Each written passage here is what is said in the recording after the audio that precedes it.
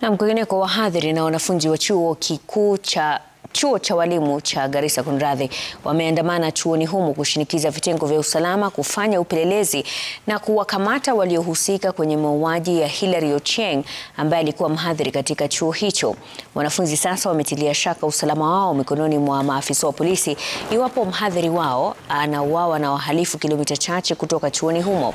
Aidha, walimiminia sifa kedekede mhadhiri huyo akisema alikuwa mtu mpole na mwaminifu kazini. Kweli tuko na huzuni ambao hatuwezi tukatoa mithili yake. Tangu mwaka wa 2016 nimekuwa nafunza katika chuo somo la PE peke yangu hadi mwaka jana tu ambapo mwalimu Irali ambaye sasa ni marehemu alikuja kunisaidia na nikafurahi zaidi, nikashukuru Mungu kwa kupata msaidizi.